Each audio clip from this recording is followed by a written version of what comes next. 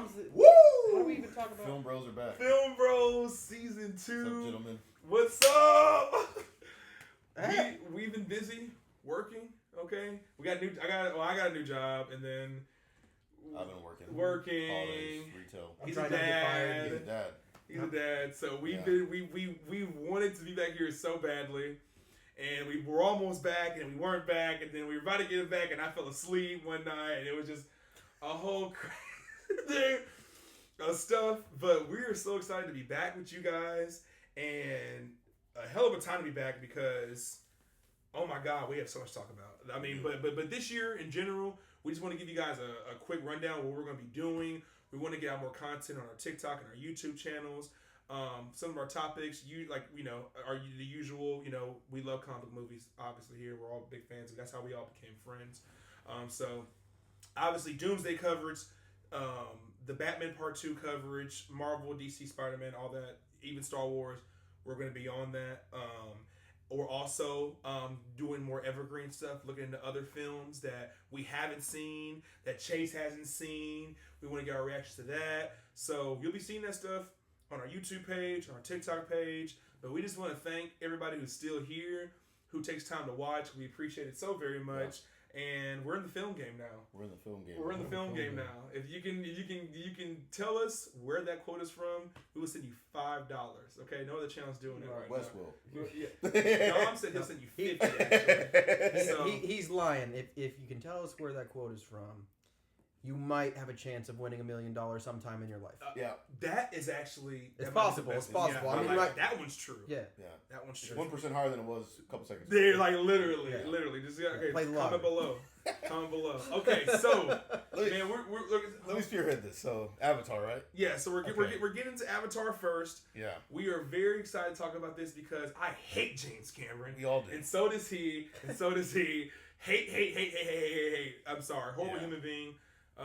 And I saw the movie. He saw it. We did not. We're mostly here to talk about the box office. We're not here to review the movie. We'll get into the movie for a second. Yeah. I guess just because Dom's gonna take the reins on this. Yeah. I am not a fan. Saw the first one when I was a kid. Was not a fan then. Saw the second one. Did not pay for my tickets. Was not a fan then. Fell asleep during the second half of the movie. And then knowing more things about James Cameron over time, I just didn't want to see the third one. Y'all, if I remember correctly, y'all took me to Avatar 2. Nuh-uh. No, I saw Avatar 2 once. I the only people I would have ever seen it with are you guys. I swear I saw. I think I saw it with my family. I want to say. Yeah. Then it must have been we saw Wakanda Forever. I saw it on a date and she paid for the ticket. I did not see Avatar 2 willingly. I swear that Dom must have taken me to see that movie because there are no other reason that I would have gone. I saw that movie once and I'm pretty sure I saw it. I know that we talked about it afterwards. I know we did because I remember saying that it was like a James Gunn's greatest hits, and I remember you guys agreeing.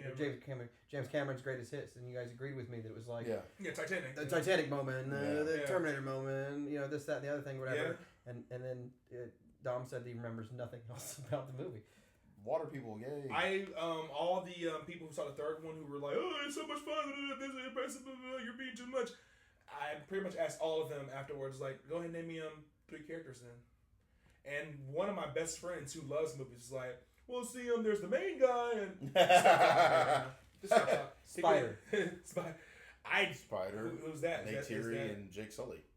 There you go. And he's a fan. We got a fan. We got a fan here on the Film Bros channel. No, we were able to name a few of them earlier. Yeah. Yeah, because Spider's the only one I remember. That's the kid. Jake Sully, I guess, because he said that. You got the Sigourney Weaver Na'vi child who's like Sigourney Weaver's like an immaculate conception baby. Yeah, I don't remember any of that. It's like AWA, whatever their god is. Yeah, very forgettable movie. Yeah. The reason why we're talking about this box office so much because it'll just be hitting $1 billion, I believe. It hit $1 billion. It's at 1.8. So 1.08. Okay, so what week is this right now? Week 3.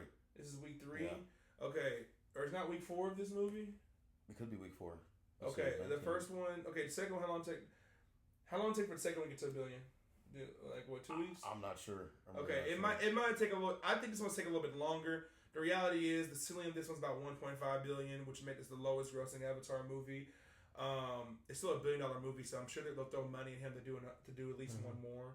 But I just want to speak to the fact that in general, for me, like I think that the audience is starting to wake up a little bit. Yeah. Like, okay, it's visually impressive. You mentioned this earlier the other day. Like, literally, you can type in something online and find something visually impressive, like with AI and everything.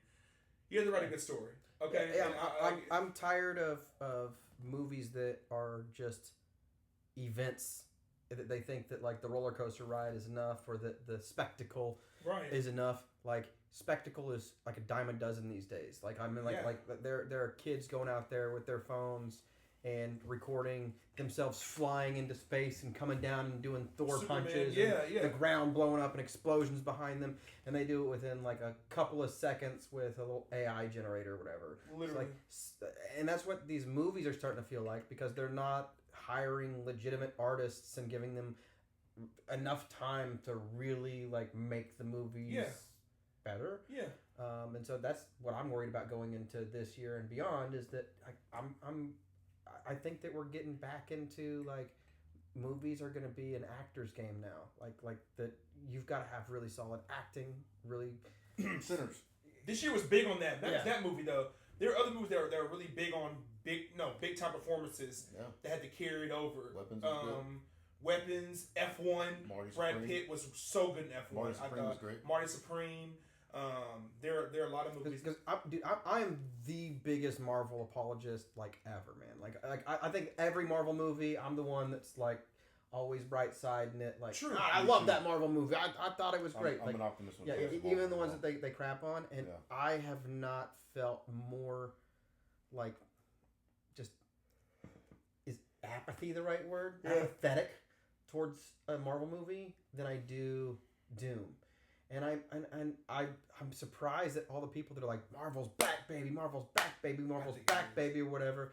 And it shocks me, because like, you're just taking all of these geriatric people, throwing them into a movie, throwing a whole bunch of money at them for like what feels like it's probably going to be like minute segments or whatever, and then their world's blowing up. That's like, true. I mean, oh, you like Tobey Maguire?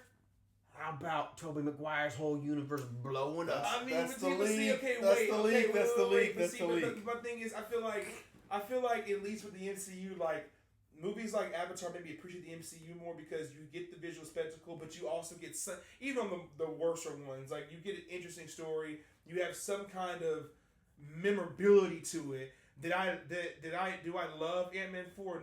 No. If you ask me to name 4 Ant-Man 4 characters, I probably could. You know what I mean? Like, you know what I mean? Like, well, they're a family, so. Ant-Man 3. Okay, well, but still, like even the ones I haven't seen in forever, I can name you characters from there. I cannot name you. If there's a gun to my head, there's a gun to my head about Avatar. 5 characters from Avatar. Any of them, kablow! Like I'm done. Kaboom! You know what I mean? Like it's done. So just pull the trigger 6 times, man. I just want to say this because I'm the one of the 3 of us who actually saw the film. It's more of the same.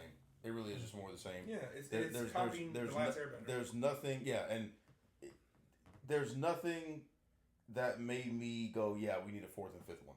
Yeah, like, besides $1 billion they just made. Like, it felt video gamey from the get-go. Yeah. The second one, they like leaned on that even harder of like, this is the water world. Like, cool, I've seen that in every Mario and Sonic game ever in history. Yeah, I've seen. And now it's the lava world. Like, oh, cool, that's like the final boss's lair. Well, the lava world's only like 15 minutes in the movie. It's not even that long when you're in the lava hot world or whatever. Yeah. Well, literally in this movie, it's like, oh, we have ash people, right? Because they worship the fire, right? Because the fire took everything away from them. So now they worship it because it's the only thing pure in this world, right?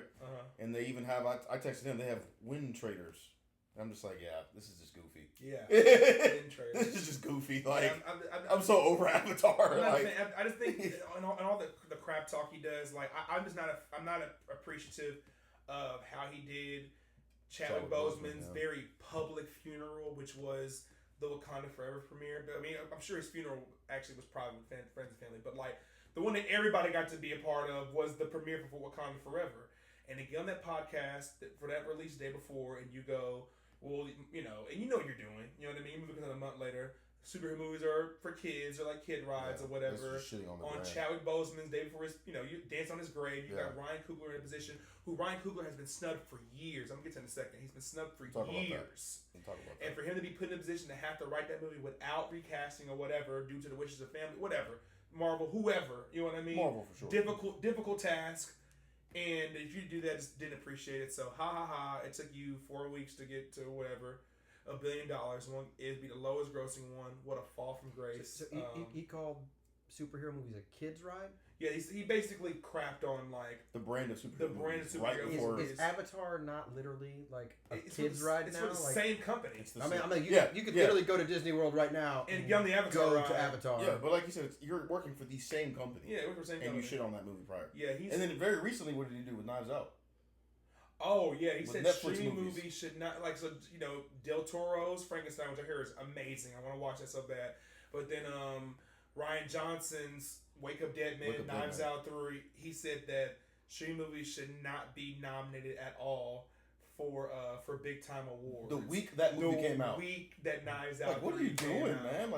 Well, I mean, as everybody knows, they film them on different cameras when they release them at home. The directors are different. Yeah, they're different. The actors have to act differently. They're like, I'm acting for at home. It's definitely. This isn't gonna go to the big screen. So that's the gist on that one. We're just like that's why basketball has to be in a gym and not outside. Yeah, because it's not basketball if it's outside. Yeah, you're not playing actual basketball. Then I'll just say this: it's another fun little popcorn movie. Did I hate it? No, but knowing what it represents. And just like everything that it stands for, I don't throw about think about it. I'm done. I told. It's 3 hours long. I told people sometimes I'm not 3 hours long. I'm not paying for it. Yeah. I'm not a fan of James Cameron. I think he's a horrible human being. Yeah. I think that his movies are cliche and generic. Yeah. I'm not even a fan of Titanic for real. Sorry, I'm not. You know what I mean? Like for real. So we can all agree that we're pretty much happy that it's.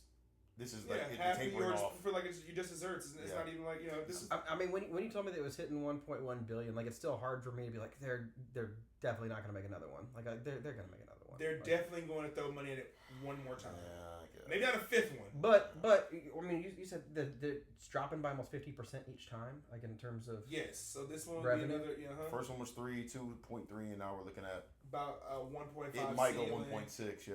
I'm thinking 1.5. 1.6 is pushing it. Yeah. Yeah, but I mean, they're just treating audiences like they're dumb. Yeah. And I think there's so much content out these days, streaming included, where people can watch really compelling stuff at home. They're like, why do I like this again? Why do I like this again? Yeah. I don't like it. Yeah. I never did. I was a child, and then my dad took me to I don't care what anybody says. People liked Avatar 1 because of 3D glasses. That's it. Maybe. Well, that movie came out and it basically was like the first best 3D thing. In 2000, it's a technological thing. Yeah, 2009 it was a technological marvel. Like it was it was nothing like. I look at that movie now, I'm like, there was nothing like that at the time. So I can forgive it then. But now it's just like there's no progression of anything. Well, I think Avatar 2 was like in good faith, like people remembering that feeling of seeing the first one. Yeah. So I'll give it a they had to see the second some one because of good faith, whatever. For sure. And then I think that Avatar 3 now it's like come back to back close enough that people are like, well, I don't need to see another 3D movie, and I didn't really care that much about Avatar 2. I have no emotional connection to any of these characters. I already saw James Gunn's greatest hits, like Blu-ray. I don't need to see James Gunn's Volume 2 greatest hits. It's great. Jenny Cameron and Jenny Gunn are like in the same boat these days. You know what I mean? But you know what's crazy? These Jenny Cameron's movies are making money. Like Jimmy Gunn can't even Jenny Gunn's doing the live thing. He's not making any money off of it. That was the whole thing with WB stuff, that their movies were making money, or they were getting awarded. You know what I mean? Like their superhero stuff. You know what I mean? Like, and now it's like it's a fun popcorn ride. There's no money to go with it. You know what I mean? Like, okay, so. Do I keep saying James Gunn instead of James Cameron? They're basically the same person. Do I need to ego-wise, I need to put up a little like if they were identical based on their ego, they'd be the same person. They'd be identical. Yeah. That's just a fact. I'm sorry, and I've you guys know how we feel about James. The James by now. By the time if you watch season 1 of our show. Yeah, if you watch our Peacemaker stuff. Okay, so that's our Avatar discussion. Let us know if you saw it. because only one of us did. Yeah. A waste of 3 hours of my life. Oh my god, I tried to turn it on as a hangover movie the other day. When I was we were lifting weights. Yeah, you tried to watch Way of Water. I tried to turn on Avatar 2, and Don was like, Turn on that shit. All right, okay. So, also another big thing, the Netflix Warner Brother merger just happened. Okay, let's touch lightly on this because the deal is not all the way through. Yeah. Okay. I guess the main issue with this right now is like people are speculating about this 17-day window. Is it really going to be a thing, or will they push to 45 days? I surely believe, unless they are like, even if they make their own Netflix houses, right, like Netflix theaters or whatever, there's no way you're going to spend the money that it takes to release a movie to the public to only have it out for 17 days. I don't care how much money the Stranger Things made in this little small window, whatever. That is not going to work for stuff like the Batman Part 2 and movies beyond that. They will be shocked though. Netflix is the company that came in with the mentality that we don't like what we did. Yeah. So to have them buy the second biggest cinema scary. going That's what I told experience. him. It's scary, man. So Netflix is very serious about scary. You could they're say, very serious I don't about think you it's gonna still do get that. home. But Netflix started out with like DVDs by mail, basically. I remember. Yeah, and they 2008, 2007, right? Yeah. Long time ago. And Netflix, Redbox, they killed Blockbuster. Blockbuster. They're about to kill AMC. Yeah. so I have no doubt that they're not going to change their goal and be like, oh, we're going to bring back the theater. Because Hollywood producers and stuff like that have had fights with theaters for freaking ever. As far as how much money and stuff like that goes, where the revenue actually goes and stuff like that, the distribution, there's all kinds of issues with that. So but they're making these Netflix houses though. That's what makes it feel like, right? Yeah. You got to preserve it somehow. I believe they're okay. Yes, they are serious about how they feel about this theater experience and whatnot. I do believe this will be the one time they will be convinced with a number to let movies ride for 45 days. At least 35. You know what I mean? I'm saying that out of a hope. Because what you're saying makes so much sense and it's very scary. Yeah. I just can't live in a world. Well, I don't know. I just can't. I tell you, 17 days. Had this merger happened during COVID, theaters would be dead. True. Oh, you're absolutely right. Yeah, True. I don't think there'd be any theaters at all. True. Yeah. No. Warner Brothers would never be in cinema ever again. Yeah. So the only hope that we have is that cinema has had a little bit of an increase since then. Yeah. That we have had movies that have now broken records again. Right. And that hopefully this year Avengers breaks. Can do something. The record crazy. again. Yes. I really want this movie to to win. push. It goes above. I need Dune to make $1 billion. I'm sorry, I am rooting for Odyssey, Doom, Spider-Man, and Doomsday and Spider-Man make $1 billion. I need that to happen. If they don't though, I know. Yeah, it'll further kind of justify it. Because I'll say this. That was kind of the issue. We're looking at Fantastic Four and Thunderbolts, right? Those movies deserve so much more. And you look at the streaming numbers; they're not even doing the streaming numbers that they need to do. So it's just yeah, that's true. I think honestly, I think we're still too early within this merger for anything to be set in stone. Yeah. I'm really scared of how Chase feels about this because that's what my mind thinks. Yeah. My heart wants to believe that somebody's going to hear somebody out, or enough movies will make a good amount of money to prove that we can put these things in theaters for 35 to 45 days. Because I just can't imagine. I mean, we heard today, this is one of our next topics, that Sebastian Stan is in talks to be in the Batman Part 2. We got now Scarlett Johansson, Robert Pattinson, freaking Colin Farrell, and all these people, and potentially Sebastian Stan about to star in this movie that's going to be in theaters for 17 days. Are you kidding me? There's no way. Yeah. There's no way. You know what I mean? That's how my heart feels about it. So, Netflix being good for WB and movie theatrical releases is like an axe company buying a forest and you thinking that it's going to be good for the deer. Oh my god. That's going to be great for the deer. No, it's not. No, it's not. The deer are going to suffer from this. There's no way that there's not going to be. I just knew. I just tuned out one time. I was like, man, I just know Universal is going to swoop in, They're going to offer the money. I don't think your university can put up a bid. And I was thinking because their theme parks, like they already got Harry Potter theming. Like imagine if and their theme parks are great. It's like imagine if they had like DC themed stuff. Like the same way they make those big Hogwarts castles. Like imagine they made the Wayne Manor. Yeah. That'd be so cool. But I guess they didn't think that was the best thing. So. I feel like these companies that end up buying bulk properties like that, they've got to be doing it for something other than actually using those bulk properties. It just never makes sense to me. Like they never. Like, I mean, I can see Netflix getting into the theme park business. Like how long ago did Disney buy X-Men by Fox? 2019, right? The Fox merger. Was that it? I believe so. A half a decade ago. Because they've had barely any Fox properties. Like we're about to get our first major Deadpool Wolverine kind of thing, whatever. Yeah, but that was already in the making beforehand. All the other ones are just like not superhero stuff. They have put out some Fox movies. Fantastic Four. No. That's not Fox. That's Disney now. No. I'm talking about like movies with the Fox thing over. Oh, okay. Yeah. I mean, I look at it in terms of like gaming too, right? So I mean, like you got Microsoft, that bought all of these different gaming companies and like just sank every single one. Yeah, they've done absolutely nothing. Every single one, just flushing them, every single one down the toilet, one by one, and that's like. I just don't see Netflix being like, oh, well, now we've got all of these properties. We're going to hire more people and make these movies. They're going to have the same amount of staff because they can't afford them because they spent all of their money on properties. Trying to buy this, yeah. And so the property. Everybody's working for Netflix now. Was already signed to Warner Brothers. I have a big hunch that Matt Reeves will not be back for the Batman Part 3. I just don't think he's going to do it. I don't think he is. I think he's going to give it to old girl who did the Penguin show. And that's how that's going to go down. Very sad. That's very somber stuff here. 2026. Now, contrasting that with the Paramount offer. I'm glad. I think we're all glad. So Paramount had a counter offer. It was more money. And Netflix is like, nah. Or sorry, Warner Brothers is like, nah. MAGA. Yeah. Because they don't want. I'm actually.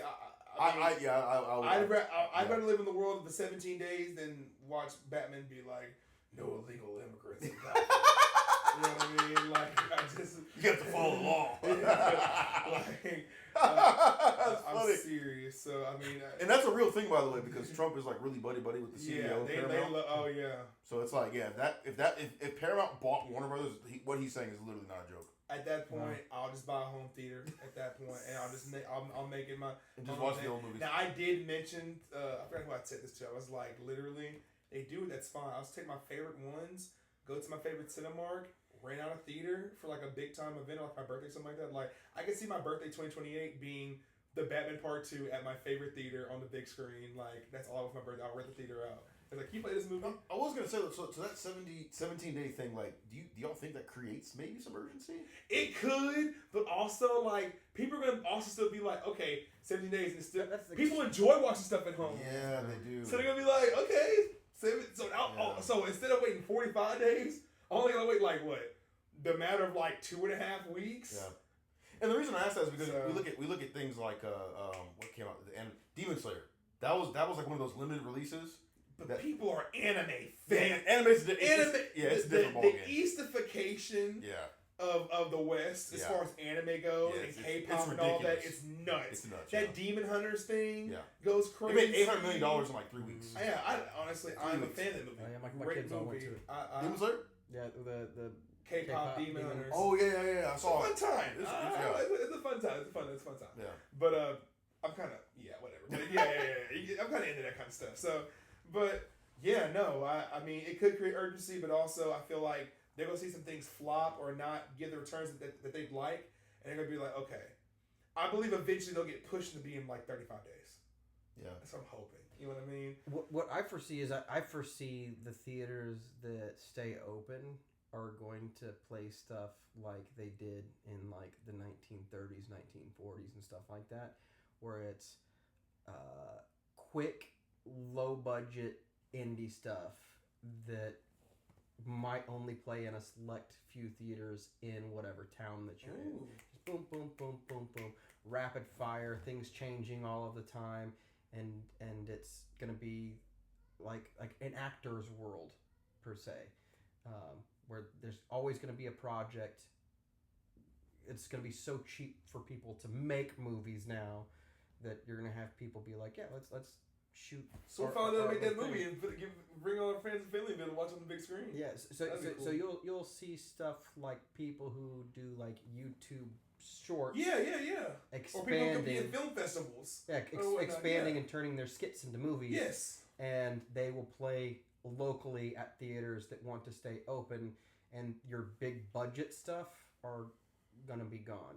I think Disney will still because before you know the big massive event type theater type stuff, that was really recently. I mean, it was before our time by a couple of decades, but before that, movie theaters were like, you know, dime a dozen. Like movies really were just boom, boom, boom, boom, boom, boom, boom. You didn't have things until you saw people like Charlie Chaplin, you know, blow up the theater as like, hey, the go-to guy. Before that, people were just like, hey, you want to go see a movie? And they'd have no idea what's playing, and they'd just show up, and it would just be whatever.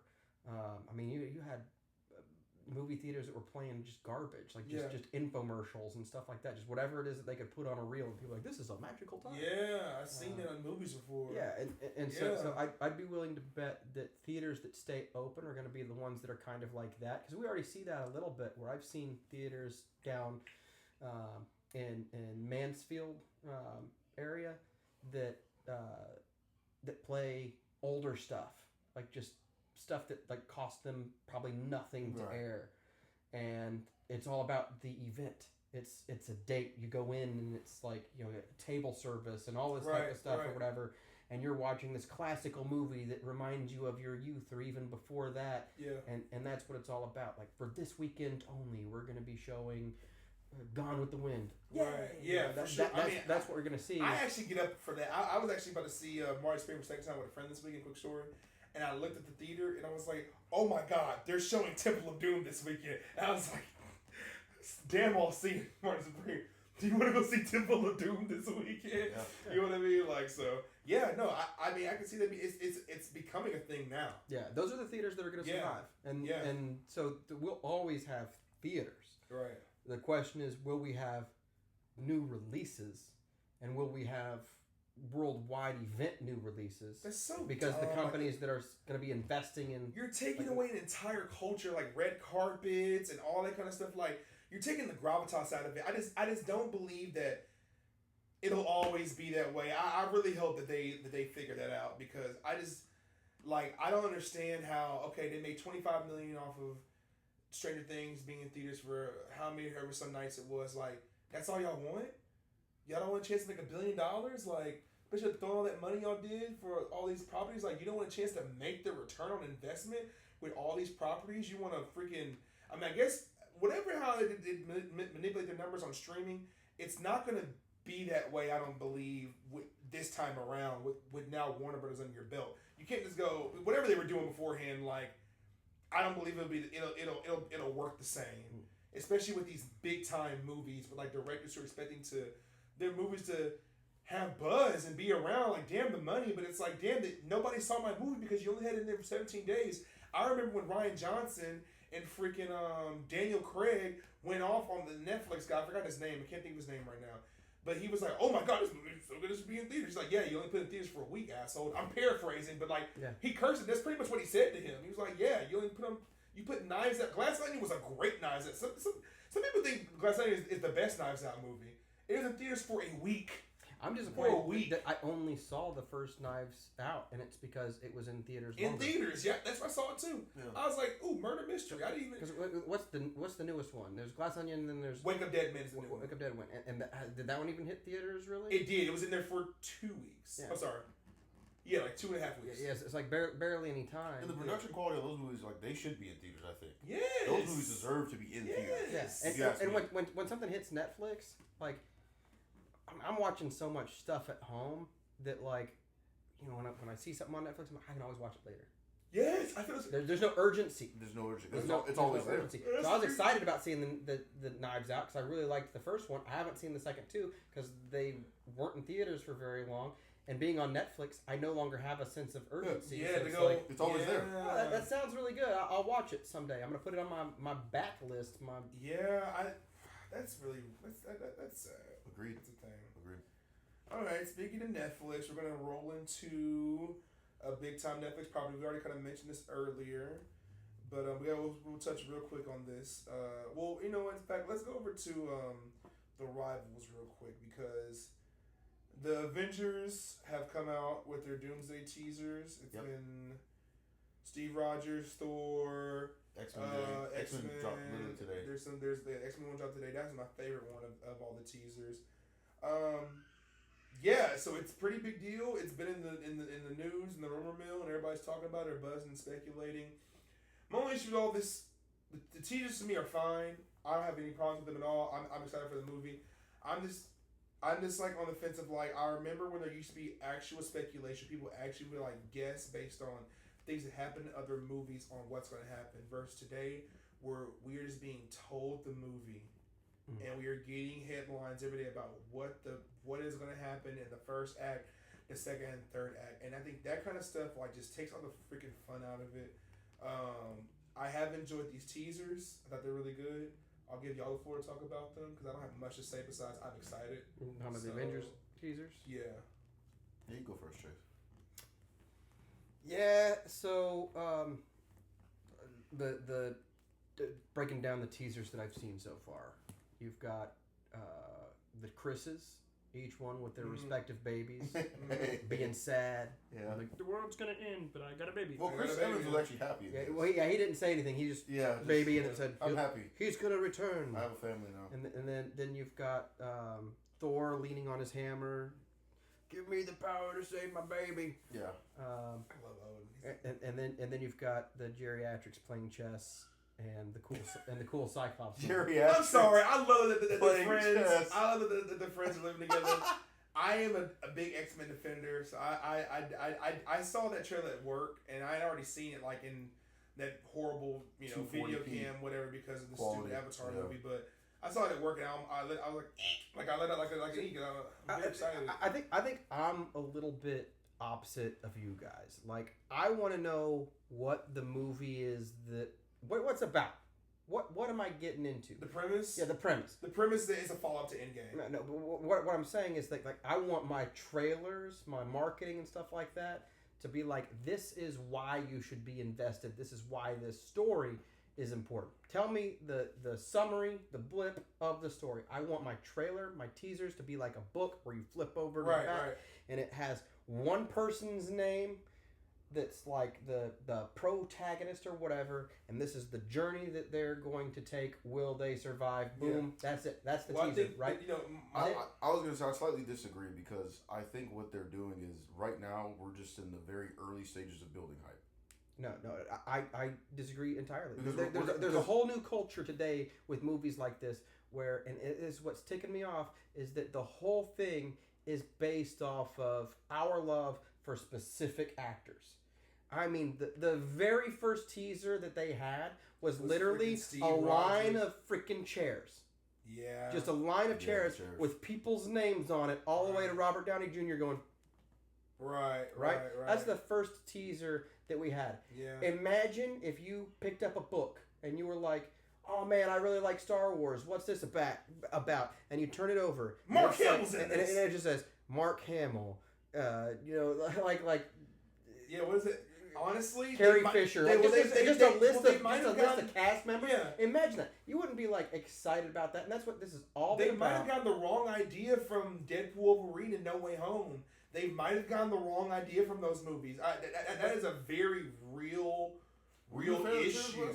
Huh? Were you a fan of the chairs? Fuck no, I hate that shit. No. I don't want to know the movie. Unfortunately, that's the culture now. You know what I mean? All this really tells me is like, who's gonna have very limited screen time or whatever. Like, I'm all for being excited. The movie, like, oh my gosh, like, oh yeah, that's like a cool. Thank you for having that person. I would have been sometimes cool. The cheers didn't happen, and I saw the X-Men trailer today. You know what I mean? Like that would have been way cooler than me. I already knew. You know what I mean? Like, what I hate is that the speculation is all. What the hell is this movie about? It's just a whole bunch of us sitting there going like, given fan theories as to what this damn movie is about when we know every single person that's in it. Right. And so it's like no, we don't actually.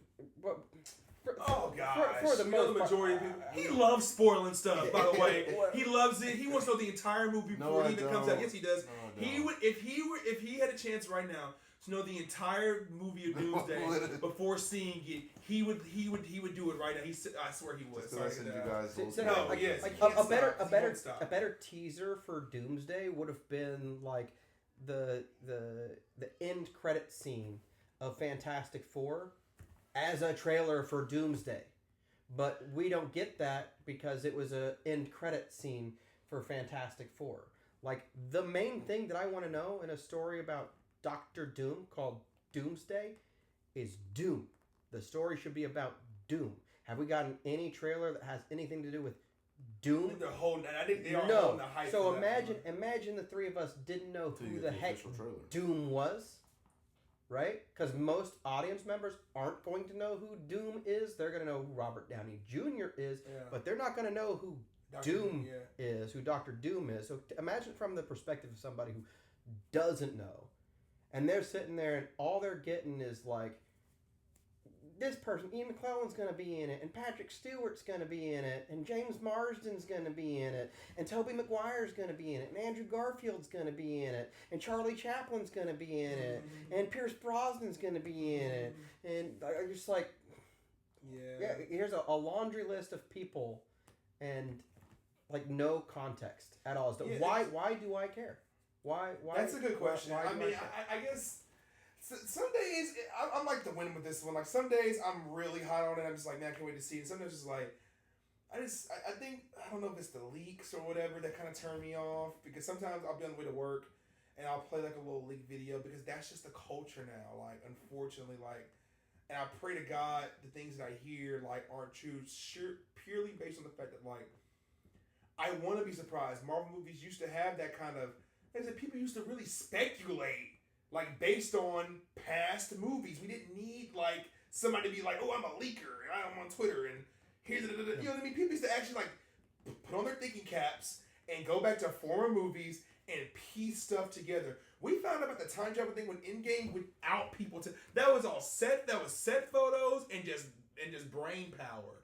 That was cool. And now it's just like, all you gotta do is go on Twitter and go to your favorite leaker, and he's like, oh yeah, this is the whole movie, and he's gonna be in, and she's gonna be in, and he's gonna do this, he's gonna do that. You know what I mean? Like, I've heard some cool moments. There's a really, really, really cool action moment that I don't even want to say it, just in case y'all haven't seen it, that I saw. Had I saw that in theaters without anybody telling me it was gonna happen, I would have taken my shirt off at the very least in the movie theater. Yeah. I would have gone ballistic. I don't want to talk. Yeah. There's an X-Men leak. I don't talk about it because our audience may not be that tapped in on it or whatever. Like, we're obviously going to speculate, talk about Avengers things that come out, and things that are big enough. We're gonna speak on them, whatever. But like, had I not known that was going to happen, and then I saw that moment in theaters, I would have freaked out. Yeah. That moment right there would make me buy 2 more tickets to that movie in the theater right then and there. Instead, I already know what's going to happen. Snaps in the theater like, oh my God, I can't wait. Because I know this is going to happen. You know what I mean? It just takes all the fun out of it a little bit. I mean, it's fun, I guess, but it's not. I mean, like in the 90s and early thousands and stuff like that, like our movie trailers arguably gave a little bit too much away, but they were essentially like, here's a taste of what you're going to see. What you're going to see. Look, I'd rather have it in a trailer than on Twitter. Maybe I'm nostalgic for that, but like I miss like the Terminator trailers that, you know, arguably gave away the whole movie. Yeah. But at the same time, they're like this summer it's a movie about a robot that comes from the past and does all of this stuff. Yeah. Like, are you into that? Then go see the movie. Then go see it. Right? See, I don't care for this like, here's a guy you really like eating cereal. Right, he's not saying anything, and he will be in this movie. And he's going to be in that movie. He's going to be in that movie. That's literally what they do. Here's another guy you like holding a baby you've never met. Yes! You didn't even watch Love and Thunder. None of you did. You all hated it. Oh my God. Like oh! Again, like, call me old-fashioned if you want to. No, you're right. But, I mean, imagine had they not told us anybody was in there.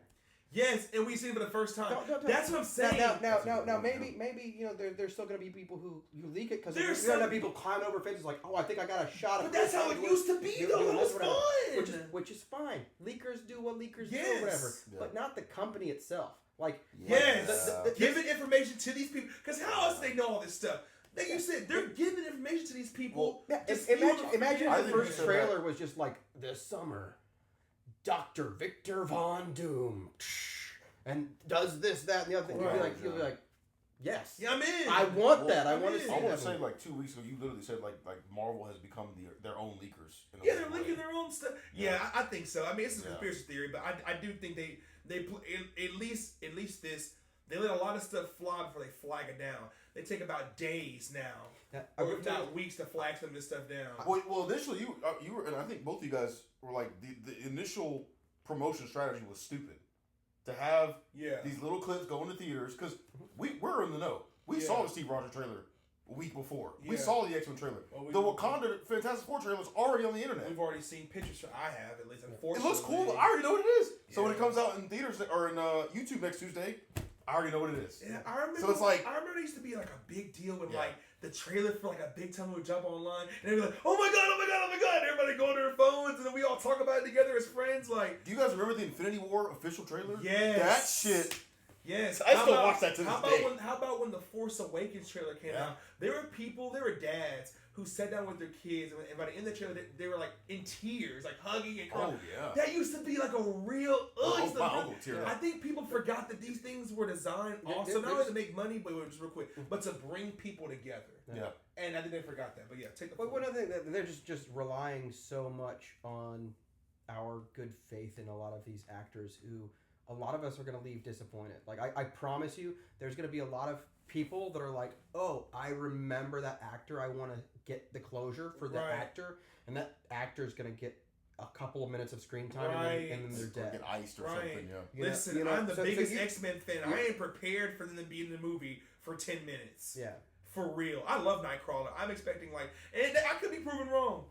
I'm expecting 5 minutes. There's gonna not be any pleasing everybody, but because they've marketed it towards the names, they're setting themselves up towards failure in that. Yeah, you're there with your because if your kid's sitting there going like, oh, Brie Larson's gonna be in this movie. It's gonna be Captain Marvel, and I love Captain Marvel. Brie Larson. Let's go for Brie Larson. Yeah, right. And then she goes and decapitated. She goes in Rogue. I think there's some good stuff for her to be in, but I don't think that they're going to do it. I think that she's going to be in it for a few seconds and be gone. And we're done with it. And so anybody who's like excited about that, and I've seen the comments already where people are like, the only thing that they need to do is keep this one masculine, keep it not woke, da da da da. Yeah. I was on Tyra Banks' video today. That's all it was. As long as it's about men, I'm like. People in the comments? Yeah. As long as it's masculine. We're doomed. Yeah. Pun intended, we're doomed. Yeah. So that's all y'all care about?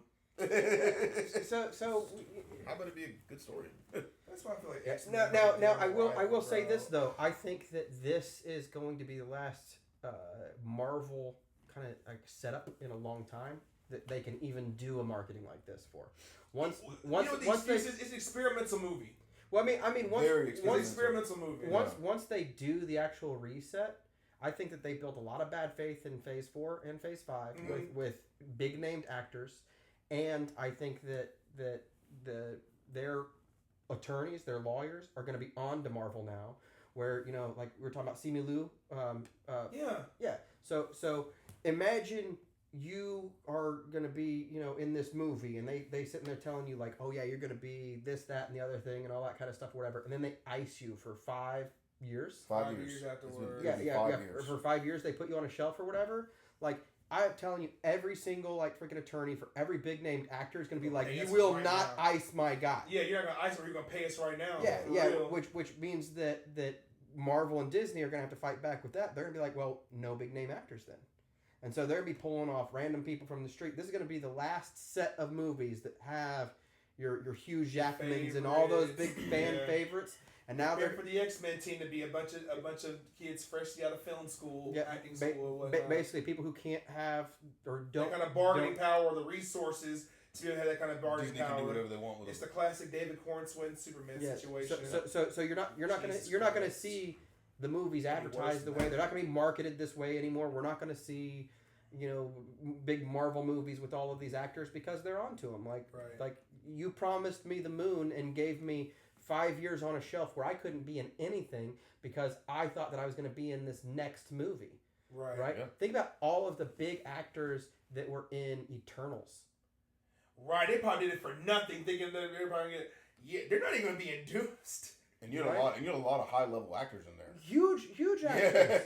Yeah. And we're never going to see them again. And they were all very open about I can't wait for what the future brings because of all of these promises that they made. Right? And they were just like... We're never going to see any of those guys again in Marvel. Yeah. So that's it. Yeah.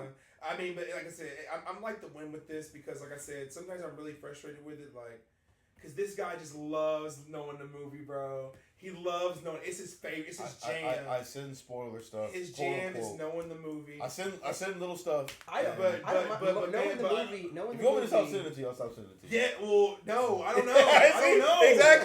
Exactly. He won't stop those. I don't even know how I feel about it. He won't stop. Knowing the movie is much better than like these actor leaks. I think actor leaks are better than knowing the movie. I don't think so. That's why, yeah. Because a movie shouldn't be based on the actor. The actor should be bringing their best into the movie. We're also missing a key point too. The reason they did these trailers was to help a certain movie that we just discussed. Yeah, Avatar. Yeah. So that's also the yeah. So okay. So we got our yeah. Hopefully, when the official big time trailer comes out, Super Bowl, we can all sit here because he likes all the spoilers and leaks. I hope it don't even come out in the Super Bowl. They don't even. By the way, I try to tell him that companies don't even care about putting a trailer during the Super Bowl anymore. You keep saying no, they don't. You just listen to leakers and whatnot. What if it comes out Super Bowl? That's not going to happen. You didn't believe the 4 trailers. It's not going to happen. Did it happen? 4 trailers happening before a big time anyone make $1 billion. No, let's talk about it for real. No, because you know it's not gonna happen. Let's talk about it. 4 trailers happening to make a movie $1 billion, and you marketing a movie for the Super Bowl where you have to pay a lot of money for it to get a slot anyway. You know what I mean? Like that's not companies don't even do that anymore. You don't get a trailer in the Super Bowl. Probably Mortal Kombat 2 and Street Fighter. You know what I mean? Like it's not gonna be Avengers Doomsday. Nobody can. Companies don't even do. They don't even put their hearts in the Super Bowl commercials anymore. When's the last time you saw a really memorable, really funny Super Bowl commercial? We see a funny one every year. I'm gonna talk about like a really, really memorable one where it just grabbed you. The last one I couldn't even tell you. You know what I mean? It's probably the Doritos one, but yeah. I mean, if I'm not mistaken, Quantumania and Deadpool Wolverine both had Super Bowl. Hey, you want to join me, man?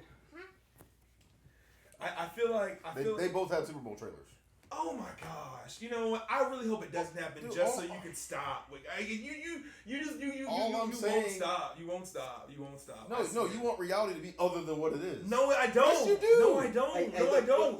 You want reality to be what your favorite leaker says it is. No, I don't. Yes, you do. I just told you, Quantumania and Deadpool Wolverine had trailers in the Super Bowl. Fine. Okay. Avengers Doomsday coming out Super Bowl. Yes. We'll be here at night of Super Bowl. That's probably the most likely outcome. We will sit here at night of Super Bowl. We will react and we. Just because you don't want it to be that way doesn't mean it's not gonna be I don't care how long it happens. I want this shit to be over with, to be honest with you, for real. Like, I at this point, like, I need this movie to happen tomorrow before I know the entire movie. We have 11 months. Look, I'm going to agree with Dom here. There is a whole psychological thing that they have done which proves that people actually enjoy movies better the second time that they watch it after it's been spoiled for them. Are you serious? Yeah. Help me, Jesus. Yeah. Oh my God. So even people who say that they don't, and I believe this, especially because how many times do you rewatch movies? All the time. All the time. Which movie do you rewatch all the time? The Batman, right? Yeah. Do you hate it more each time that you watch it? I love it more. No, exactly. But also, I didn't know anything about the Batman before I went into it. But there's a psychological thing that, like, when you're watching movies and, like, the first time that you watch it, you have, like, kind of guttural reactions to people's fates when you don't know whether or not they're going to survive or not, even against all logic, when you're like, well, I know this movie's called Batman, so I know that Batman's not going to die. You still have the same psychological reaction as if you don't know their fate when you don't know their fate. The second time that you watch it, you no longer have those negative reactions, because you know that the happy ending is coming. And so your brain is filled with more dopamine at the times that are spoiled for you. Can I offer a counter? Because that makes that I like that. Can I offer a counter? I knew next to such a blessing. We knew nothing about the Batman Part 1 before we went into it. I went to see it. All my friends saw it twice in one day. Daddy. We were so excited about the Batman because we knew nothing about it. I literally know now at least the first 2 acts of Doomsday. I don't think so. I don't think you do. I hope it's wrong. I pray it's wrong. I pray it's wrong. There has not been a Marvel movie that's released and has been like point for point what the leaker said. Yeah. Even anywhere close. Even anywhere close. I think the closest to a spoiled Marvel movie was Captain America, the most recent one, Brave New World. There's never been one. There's never been one this spoiled though. There's never been an Avengers movie that has been this spoiled this early. They have consistently put out fake leaks since the beginning. Yeah, it was like they've altered their own trailers. They've done the Russos have done that. Yeah, they've done so much stuff to throw us off, where they have filmed multiple endings, multiple things, where even their actors thought that something was going to happen that didn't happen in the actual film. Not as bad as they did with the Justice League, because with the Justice League, apparently like they shot like whole other movies and really upset actors that were in that movie. Yeah. But with Marvel, they have intentionally shot the same scene multiple times, or scenes that weren't supposed to be in it at all, and edited things that weren't supposed to be in it. Like, all the way to the point where when they first showed Thanos on screen in one of the very first trailers that had Thanos, they digitally altered how many stones were on his hand, so that the end of Infinity War was not spoiled. Yeah. Because they showed a punch from the end of Infinity War in the trailer. Yes, where Captain America's doing this, and he's doing that, and there's 2 stones. In the actual movie, he had almost all of the stones at that point in the movie. Yeah. So they've done that from the beginning. I promise you, there's going to be plenty of things that aren't spoiled for you. I hope so. I think the only movie that they've done that they spoiled to the point where it kind of ruined the movie was Brave New World with Red Hulk. That movie got foiled immediately. Because it wouldn't have had it been like almost every other movie that they've done, where the big event that they showed is in the first 5 minutes and then it goes on from there. Because that's what they do. Like, for instance, Superman had a trailer where I was like, man, this really spoils what clearly is supposed to be this really emotional part of the movie, where Superman, falls, and then they got Krypto, yanking his leg around or whatever. I was really upset. Remember last year talking about that trailer and how much I thought that it ruined, and it was the first five minutes of the movie, right? So ended up not spoiling anything, even though I was convinced that that was gonna be it's spoiled. Yeah. So I promise you, that's gonna be. They're smart enough to not be releasing stuff that's going to spoil Act 1, Act 2, Act 3, however it is that you put it or whatever. And I promise you, leakers aren't smart enough to not post every single thing that they think is going to be on it. That's why my biggest problem isn't the plot stuff, because the one plot thing that we should know, that should be in trailers, is freaking Doom. Like, the fact that they have not said anything about Doom, is the part that makes me like, okay, yeah. What an exhausting, process. The only thing we've gotten so far is the Russos on their own Instagram page just giving little captions. Like, fear Doom. Like, even a god is praying. Just little stuff to kind of slightly tease. I just mean teaser trailers. Like, had the teaser trailer just been Doom walking down a hallway and people bowing or something like that. Imagine that'd be pretty cool. Imagine the Superman teaser where it showed him walking and people just whatever. Oh, the Elseworld, They had one where the rock hit. They had one where the people were bowing. It was just Superman walking, right? Didn't spoil anything. It just gave this tone of this is a Superman movie. That's Superman. I'm excited. Right. That's what I miss in trailers.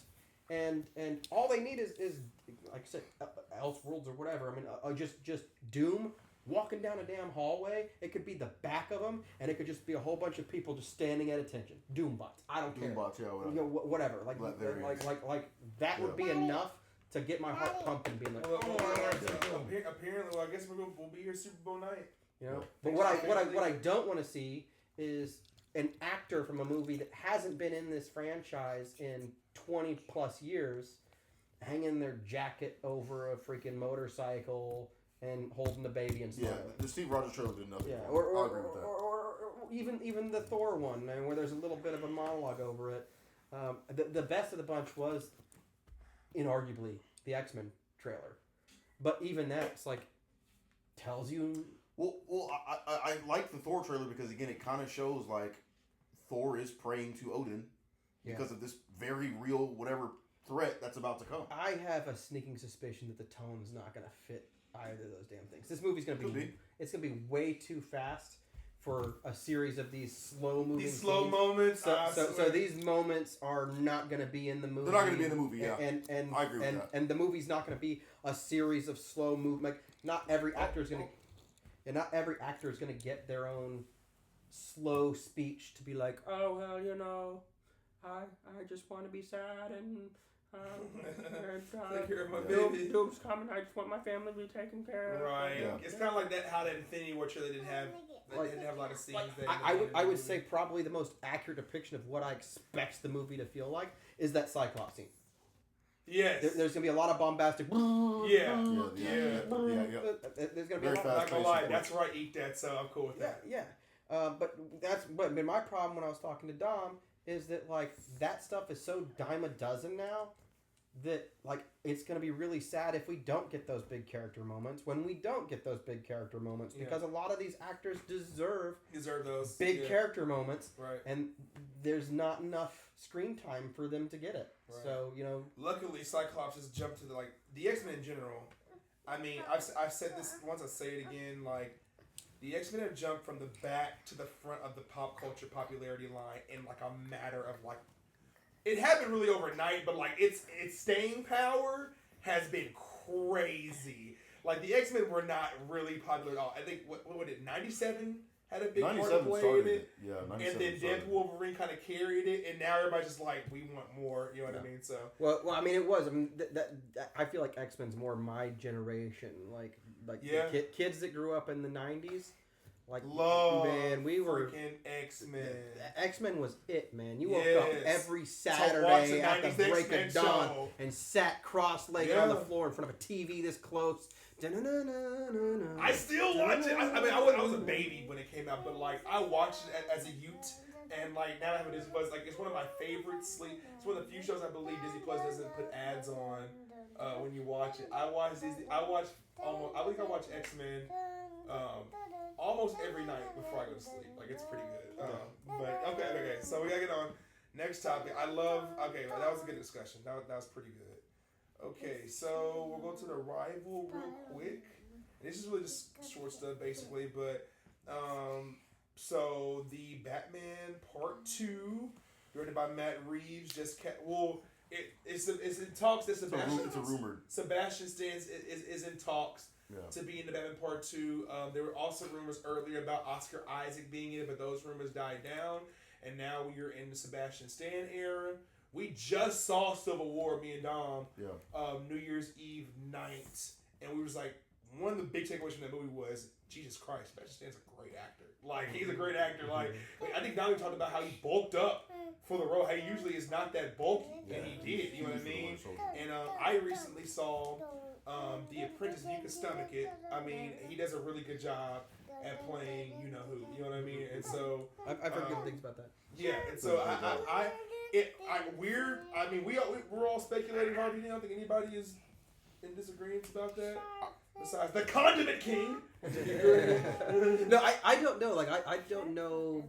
Like all of the Batman rogues and lore as much as you guys. I mean, do. I guess I'm the expert on this universe. It's a crime universe, so all the villains in this one be murderers, corrupt politicians, and rich people.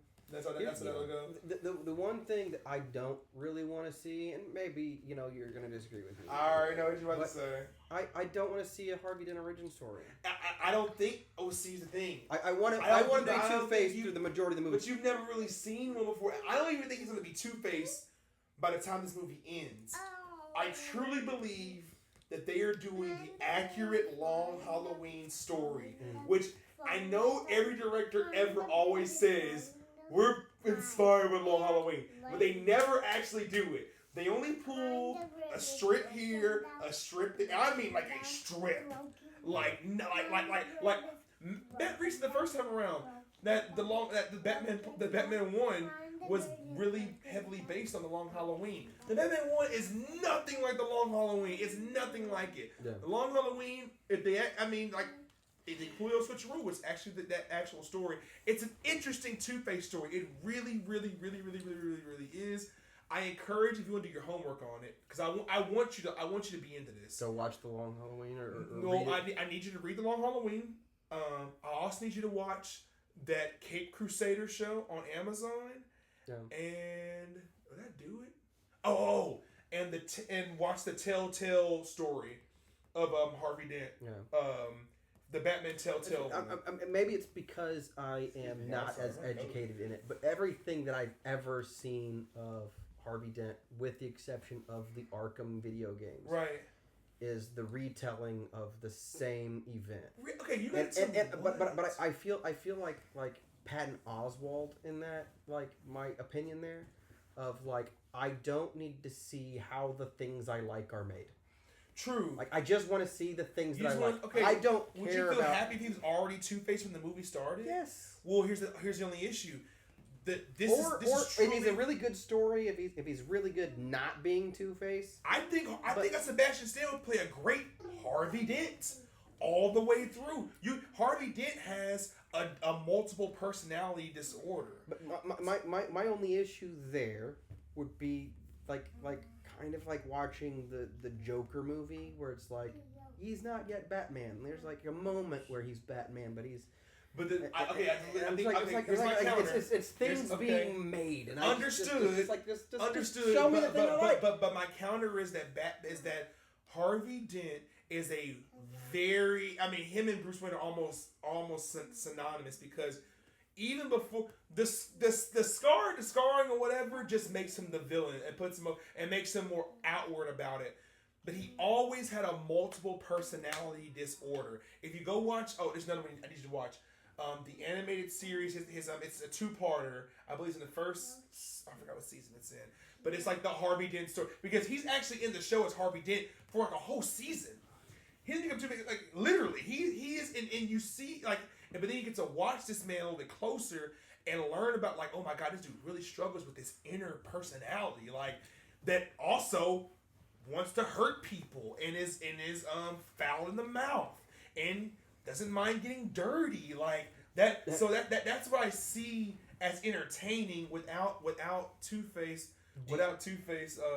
being like, without him having to be the origin of Two-Face, without that having to happen. I'm hearing what you're saying, but let me ask you this: do you know the actor Hayden Christensen? Yes. Do you like him? Yes. Do you think they did a good job as Anakin Skywalker? Yes. Would you rather watch Anakin Skywalker or Darth Vader? I like both. But which one would you rather see? That's hard. That is not hard for me. Darth Vader. Like it is not a hard question for me. Okay, Darth Vader. So I'm not saying that like this isn't a good actor. I'm not saying that Harvey Dent's not potentially a good character. Right. I'm saying that the version of him I would rather see, which is already be him, is the version that we get, that made him famous. But you're willing to be convinced. Yeah, I'm not saying it's going to be like I know it's not going to be a bad movie. I know the style and everything like that we saw of it fits, yeah, of the first one, like Riddler, it fits and stuff like that. Yeah, it's just like, I see what you're saying. I see what you're getting at. Even if you blow me out of the water, I'll still be like, why didn't you blow me out of the water with the character that I wanted? See, yeah. Why did you have to prove the point? I don't want you to prove a point. I just want you to show me the thing that I like. This will be towards the end where he will become the Two-Face. Yeah. I'm going to say this. I'm with you. I don't want to see Harvey Dent again. Yeah. I don't want to see Two-Face. You just mad that went up on the fucking wall. No, I'm not, dude. Listen, I would rather... I was more interested in The Hush, because Matt Reeves said, "Hey, look, I want to do something that's never been done before. I wanted to see Hush. You showed me Mask of the Phantasm. I wanted to see Mask of the Phantasm. I think we're still live action. I don't think Harvey Dent's the main villain of this movie. I think he's just a character, and like we'll get into the Two-Face stuff later on. I truly think that. Well, I don't really know for real, but I do think like it is a villain that has been done before. I just can't talk about it because y'all haven't read The Long Halloween. But like basically, I'll look into it. Okay. I'm just saying, man, if you're watching an adult movie, don't tell me you don't fast forward a little bit, no matter how good the acting is. Okay, true. Heard that. Stuff. Yeah, because you want to see what you want to see. You don't want to see all the build up to it. Just give me the thing. Yeah, that's fair. I would agree with that. I just feel like because he's not going to be the main focus villain wise in this movie. Oh, you're gonna think. Yeah. Okay. I mean, he's not going to be the main focus villain-wise in this movie. Okay. Was it Matt Reeves who said that he didn't want to record the Pearl scene again? Like, he didn't think that you had to do the Batman's origin. He's okay. Well, was it him that said? Yes. I think it was. So he said that, and I think I mean, I just feel that way about other things too, right? And it's not that like what you're saying isn't true. That there aren't versions that are done really well before it. It's as a layman. Right? As someone who hasn't read those things, my greatest exposure to this character is when they do Two-Face stories. Not when they do Harvey Dent stories, but when they do Two-Face stories and when it's like big, like not the comic book, but when it's like for the layman fans, right? Right. The video games, the movies, the TV shows. That's my exposure to it, right? And I've already been exposed to Harvey getting greased on one side of his face in one method or another multiple times. Like Mr. Freeze, I don't have a lot of exposure to Mr. Freeze outside of movies and games and stuff like that. Right. And yet, all the exposure that I can think of is him and his wife and the accident. You know, like the animated series episode. Yeah. So it's like I don't want to see another director's take on that. I want to see a director's take on the character as the character is, and have really solid acting or storytelling that compels me as to why they are the way that they are. Joker, for instance, is the most. I mean, there's a reason why Heath Ledger's Joker comes up again and again and again and again and again and again and again as one of the most phenomenal like portrayals of a comic book villain ever, and it will always be that way. And it's because everything that you needed to know about him was told presently as he already is this thing. Yeah. It wasn't like Jack Nicholson where you had to show him, fall into a vat and all this different type of stuff or whatever. Yeah. The moment that you saw him, he was Joker, and he just compelled you. Like where it's like everything I need to know about this character is done right here by this one just actor's portrayal of him. That's true. I would love to see Sebastian Stan's take on Two-Face, but make him Two-Face from the get. And if he's doing like stories about like remembering me as this person or whatever. Make it his acting that. Yeah, you can make that work, especially with like he's still Harvey, deep down. But like also, the real issue is that this movie, and one of my issues with this movie as well, is that this movie unfortunately takes place. Okay, the Penguin takes place a week after the Batman. Mm-hmm. I believe Batman Part 2 takes place 2 weeks. 2 weeks after the Penguin. Yeah. Apparently, he says this movie takes place these movies take place over the course of like 3 months. So like, you're not happy with that, Chase. I am not happy with it, and I love this. You franchise. wanted a time jump. I wanted a time jump. Yeah. I wanted a time jump. Yeah. So yeah. I just want to see better armor. Yeah, better armor, upgraded. I want to see better armor. Yeah. And I want a more mature Bruce Wayne. That's all I asked for. I wouldn't say mature Bruce Wayne. I'd say he's going to use Bruce Wayne, but it's going to be I'm telling y'all, you won't regret it. I will send y'all the certain episodes to watch just so y'all can see what I'm saying. Yeah. The way they're about to do Bruce Wayne in this movie, it is not like the Bale, the Affleck, or the animated series. It is like a tool. No, it is tool belt. It's not even I thought he blew away his Bruce Wayne before, and it felt like that. Like it felt consistent with what you're saying. Is like he was the Batman, even as Bruce Wayne. Yeah. Like when like just the first subtle one. moments in the church scene or whatever. Yes! It was like that's Batman just not wearing a mask. Literally, if you and me were in that church and we saw Bruce Wayne, we'd be like, "Oh, you sure?" One of us would be like, "I'm pretty sure that guy is Batman." Like, he looks pretty pissed off. Like, look at the jaw. Like, we would have made that conclusion. And that's where, like, I remember we talked about it because I went back and rewatched the Dark Knight trilogy, and I loved the portrayal of, like, Christian Bale did a great job at distinguishing a really good Bruce Wayne and then when he's Batman, he's Batman. But that's how the story was set for it to be. Yeah. This one's like a socially awkward loner where, like, even in the second one when he does utilize Bruce Wayne, it's going to look you'll be like, yeah, I think everybody wants him to be so suave and, like, so cool. I am telling y'all, don't get mad at this movie when he's trying to make an attempt at being that and he falls flat on his face. Yeah. And we're all like, oh my God, you're not only manipulative, like you're a weirdo. Which I don't have a problem with because he's still technically year one. He's still kind of learning. I guess he's still technically learning. Batman, What's weird about, like, I mean, if they bring in Harvey Dent now, it's gonna seem like 3 months after, like, this guy was never mentioned politically in the first movie. Well, because there's another DA. Yeah, but so a few months later, this guy just pops up and goes, "Here I am, here I am." I like your hush theory better way. Well, we'll see. I hope it's hush. If you go strange in the Court of Owls, I don't like this. I don't like this Two-Face. Okay, let's pull the. We already did it. Let's pull the Doomsday talk. We don't know what's gonna happen. They just put them in the rumor mill. You never know.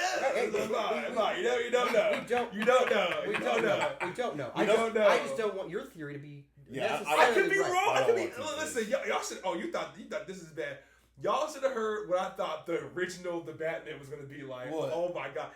It was nothing like the movie, I tell you that much. It was nothing like the movie. I had like this. It doesn't even matter because we got to speed up along. But we got our Sebastian Stan. Okay, we're all in agreement at least that Sebastian Stan and whoever he plays Part 2, it's going to be awesome. Whoever he plays is going to be He's a great actor. I would encourage people who haven't seen him in anything recent.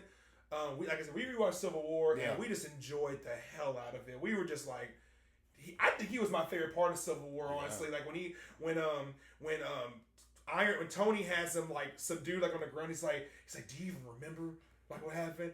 And he just goes, I remember everything. Oh my God! Like, he's a great actor. Yeah. And I think watch The Apprentice as well. The Apprentice, like I said, if you got the stomach for it, because it's if you got the stomach for it, watch The Apprentice. You know what I mean? He proved with the Winter Soldier he can play a tormented, troubled character. Yes, and that translates very well. And also look into Gotham. Yes, and look at how Bucky Barnes was, and then how Winter Soldier was. Like I think the Batman kind of proves that I think the future of movies is actors, like. True. Scarlett Johansson. I mean, because even Jeffrey the Batman Colin was not Farrell. a lot of spectacle. It wasn't. Like, there were some. There are quieter moments. I mean, I think the spectacle goes in like cinematography and whatnot, everything. But I don't think that there was any moment in the movie that was like it was just sitting there, just like boom, bow, spectacle kind of a thing. I mean, like the chase scene. Even that, but it's super toned down compared to. And I think that's what you like about that movie so much is that it is like a cinephile movie. Yes, it is. It's not like a big. It's a David Fincher kind of. It's the opposite of a Michael Bay film. Well, let me ask you. What do you remember of the chase scene there?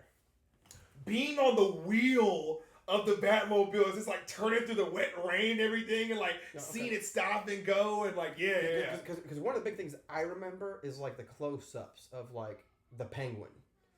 And a lot of the action's happening like over the shoulder and close-ups, tight cameras. Because you're on Batman's shoulders the whole movie, pretty much. But it's not like like Thunderbolt's chase scene where the camera's pulled way back, and you see this motorcycle flipping cars, explosions and stuff like that. It was a lot closer and tighter. Yeah. Right. Like the entire. I mean, the most epic shot from that movie comes from the chase scene where he walks out of the fire of the. True. That's the most epic shot of the movie.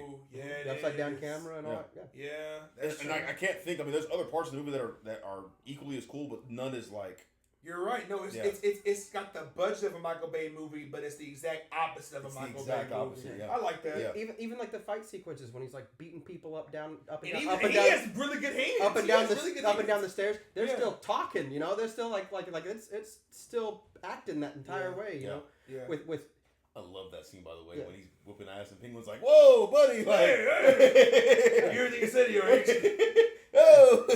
But you don't get that in a lot of like the Marvel movies right now. Like it's more of just pop, pop, pop, pop, pop, Yeah, it's the same old. and then pause, close up, yada yada yada yada yada, and then zoomed out. And I think that one of the reasons why we're not getting those in the Marvel movies because they're not actually together when they're filming it. No. Yeah. They're not in the same rooms. That's true. Yeah, Doomsday's probably going to be a lot of that. Yeah, so all of the stuff is like costumes with the full helmet on, and it's all entirely animated, and it's probably some stunt double at best. At best, doing that part. And then a close up of Robert Downey Jr. pretending like, okay, I just threw a punch. We can all agree on movies like Doomsday. They're just production. They're a nightmare production wise. They're a nightmare. I'm sad about it. Okay, so all right, well that was good. We got we're going into our last little thing. We'll keep this really brief, okay? We've gone on for a little bit, but I really need you to see this movie because I feel like I need men to watch this movie, but I hate that. I feel like men are taking this movie in the wrong way. We're not gonna review it, but not right now at least. But Marty Supreme, the Critics' Choice Awards, like the first big award. Marty Supreme, Marty Supreme, starring Timothy Chalamet. Marty Supreme. Yeah. So he just won the Critics' Choice Award. He won best actor. So Critics' Choice is the first big award show that goes on the stretch of the Academies, like whatever, you know. And Ryan Coogler probably. Apparently, like you saw Sinners, right? You loved it from what I remember, right? That was a great movie. Yeah. Why are you even asking that as a question? Well, because there's a good chance it's not going to get nominated for Best Picture at all. Yeah, I know, but I mean, it's crazy that you asked that like as if you don't know that. No, I remember. I mean, it's been the season. Marty Supreme beat Sinners at the Critics' Choice Awards. Timothy Chalamet won the award. Well, it's a great film. For Best Male Lead. Best Male Lead. But that's where that meme is that I just saw. It was Timothy Chalamet getting some sort of award. Timothy Chalamet did a great job. Then it cuts to Michael B. Jordan's facial expression. Okay, I don't think. No, I agree with that. I don't think Michael B. Jordan cares about winning Best Male Lead at all. I know that. And I know he played 3 characters. But when you really watch Sinners, it's like, I mean, you know actors too, just probably if not better than I do. You can tell when an actor is using his skills to lob up his castmate. He does that the entire movie of Sinners. That's true. I think the real issue is not about Chalamet beating Michael B. Jordan at the fucking Critics' Choice Awards. Who blah. Yeah. You know what I mean? Yeah. The issue is if Ryan Coogler is not even nominated for Best Director, or if Sinners is not even nominated for Best Picture. That's what's going to bother Michael B. Jordan. Yeah. Not that Timothy Chalamet went over at the Critics' Choice. Yeah. By the way, despite Michael B. Jordan playing 3 characters, he did play 3. Yeah, he did, and that is impressive. 3. I understand that he did. He plays Smokestack and he plays the vampire. And mind you, I'll be real. The vampire's not a new character. Hey, Viola Davis said it was 3. No, that's the point. Fair enough. Nobody was saying that until Viola Davis said it, and that's because who's going to say no to Viola Davis? Not many people. If Viola Davis, if it was Viola Davis sitting here, I'd have been like, yeah. Like, who's going to say? I remember Michael Jordan's like, he's like, yes, ma'am. Yeah, literally. Who's going to say her? Who's telling? She's like, come on. Yeah, film world. She's like the world's mother. You know what I mean? Like, who's going to tell her no? She's you know Gaia. what I mean? Literally. So like 3, you sure I mean, for me, it's like the real issue is, I mean, when you watch Sinners, like, I'm sorry, no, I'm not sorry. His castmates are putting on a show. We need to be talking about if Delroy Lindo is going to win Best Male Supporting, because Delroy Lindo deserves his Oscar. Deserves that. Delroy Lindo needs I'll be to get upset if they don't give it That's the issue here. Yeah, like, I'll Michael be B. upset Jordan is going to have a long, strenuous career. Yes. He's going to have a great career. Yes. A great career. He has more chances to win him an Oscar. You know what's even crazier? Is everybody saying, well, Paul Thomas Anderson is finally something an Oscar. Okay, fine. If Paul Thomas Anderson goes over Ryan Coogler as Best Director, whatever. I saw one bad after another. I did not like as much as everybody else did. That's fine. But if Sinners did not win Best Picture and things like Delroy Lindo not getting his flowers for Best Male Supporting, that's going to make me livid. That's going to be the real issue here, because at the very least, Sinners deserves to be nominated for Best Picture. We can all agree on that. We can all agree on that. There's no way in hell Bongania or whatever the hell Marty Supreme. And I love that movie, should go over the last slot over Sinners. At the very least, Sinners should get the nod and the effing nom. I'm serious. It should have a soundtrack award for that. No, it did. So Sinners won 4 awards at the Critics' Choice It won Awards. 4 awards. Sammy got for Best New Actor. He won. He got Best sound score. Best supporting cast. Best supporting then, cast. I believe the cast. Yeah, the cast got it. Fine. And then number 4 was it director? Brian Cook didn't go. No, he didn't. You're right. Who went over at the Critics' Choice Awards? Do you remember? Was it Paul Thomas Anderson? No, they're hyping up PTA for the Oscar. Yeah. It's I hate to admit this. And Ryan Coogler will live to fight another day, but it probably is just Paul Thomas Anderson's time. Go and give it to him. I'm gonna agree with you. You're gonna watch this movie. I don't know what you're gonna think about it for real. I thought it was a good movie. What's this movie even about? Table tennis. We'll be here like no. He's talking about one battle after another. Oh. Yeah, I do need to watch that one. I want to watch it too. Marty Supreme is basically you remember Uncut Gems with Adam Sandler? Okay, it's in the same template as that movie, but about like a scoundrel narcissist, international table tennis player. Yeah, that's all I can say about it. He's a dickhead the whole movie. The last frame of I cried. I thought it was an exceptional movie. I did. There's nothing exceptional though about the directing. The directing is literally Uncut Gems. It's Chalamet, and it's I hate to beat this guy, but the moral lesson of the story to me made me cry. I admit it brought me to tears personally. I did, and I was with 3 other friends when I saw the movie. You know what I mean? I haven't seen a lot of Timothy Chalamet. I know that he's like big in Dune, but like I only made it through like a few minutes of Dune. And watch The King on Netflix. You didn't like Dune? Well, the first few minutes didn't pull me in. I'm gonna be real. Dune 1 Part 1 or Part 2? It was rough. No, the very first one. Dune 2 is great. Dune 1. Part 1 is slow. I might have made it more than a few minutes, but like it was. Part 1 is incredible. After the first act of Dune 1, I'm like, oh.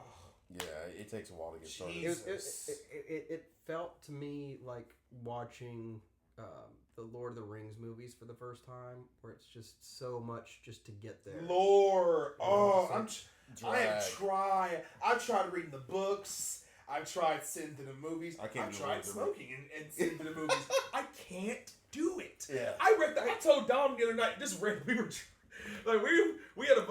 just drinking inside on New Year's Eve night, and I forgot why the Lord of the Rings got. Oh, because I think Robert Downey Jr.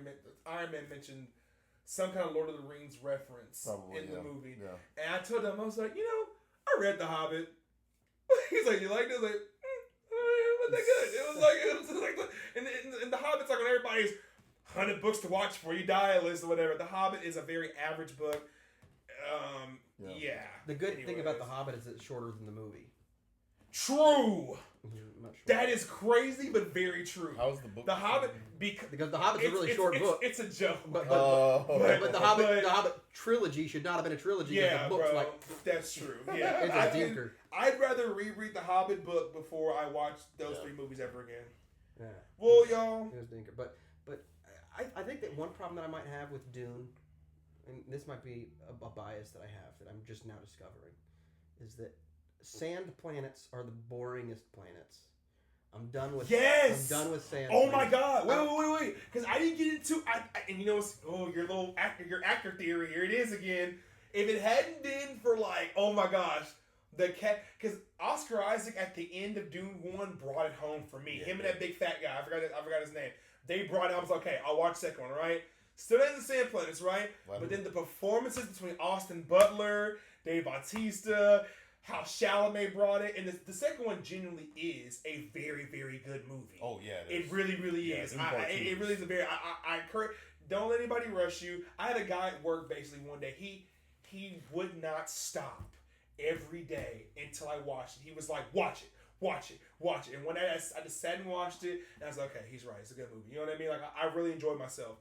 But man, I get you. Them sand planets, it just makes me feel weird. I'm like, You know what I mean? Like it's weird. I don't know. Like Anakin Skywalker. Yeah. And I think the second It one gets on your skin and it's itchy. I don't like it. No, for real. I mean, I hate it. I think the second one like knew because like you said the first one dragged so much that when they got to the second one they're like okay we need to have some action scenes because that first one was it was You just gotta you gotta. To me, the action does not bring me in. It's really the story of Dune that really brings. The story to me is so interesting. The action is to me. Dune has a lot of spectacle too. Yeah, spectacle. Dune has a lot of spectacle. I need a different aesthetic for the apocalypse. Right, apocalyptic type movies or movies that like where everyone's like starving, dying, whatever. The sand aesthetic is so just played out with me. I hear that. I mean, there's Mad Max. I well, that movie. You're not like. But spread out wide shot. Yeah. You know, sand. You got cycles like oh! You're right here on the motorcycle and the guy's playing the guitar. Yeah. There's a lot going on. Yeah. Yeah. So you're not really thinking about the sand for real. Yeah. But I mean like look at like The Last of Us. Great aesthetic.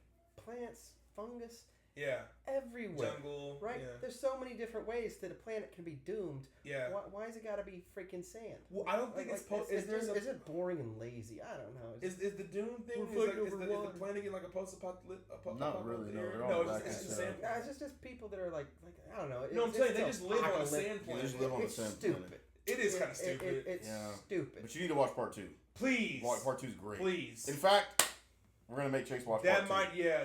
Dune part 2? Yeah. We gotta watch part 1 first. Yeah. You have to watch part 1. No, I'm not saying do part 1 again. Yeah, but we're doing part 2. We're gonna do like one of those. Watch it with us. First time watching. It's gonna be me with my eyes taped. Yeah, everybody else take. Yeah.